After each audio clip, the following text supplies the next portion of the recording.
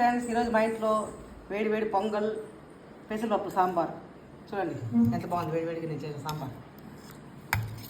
నచ్చితే ఒక లైక్ చేయండి ఫ్రెండ్స్. ఈరోజు మా ఇంట్లో వచ్చి పొంగలు, పెసరపప్పు, వంకాయ వేసి సాంబార్ చేశాను. తమిళనాడు సాంబార్ చాలా అంటే చాలా సూపర్గా ఉంటుంది. ఈ తమిళనాడు సాంబార్ వేలూరు సాంబార్ ఇది ఎంత బాగుంటుంది చూడండి. సాంబార్ అయితే టేస్ట్ సూపర్గా ఉంటుంది. భలే ఉంది సాంబార్. సాంబార్ చాలా సూపర్గా ఉంది. చూడండి, లైక్ చేయండి, షేర్ చేసి సబ్స్క్రైబ్ చేసుకోండి. మాకు కొంచెం సపోర్ట్ చేయండి ప్లీజ్. మేము చాలా మంచి మంచి వీడియోస్ అంతా పెట్టినాము, కానీ మాకు సపోర్ట్ లేదు. సపోర్ట్ చేయండి ప్లీజ్. లైక్ చేయండి, షేర్ చేసి సబ్స్క్రైబ్ చేసుకోండి. బాయ్.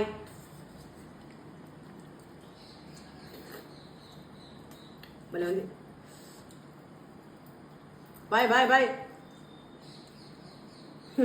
చూడండి ఫ్రెండ్స్, చిత్తూరులోనే ఇట్లా మరి సాంబారే ఎక్కడ లేదు. చిత్తూరులోనే వెతికిది కూడా లేదు.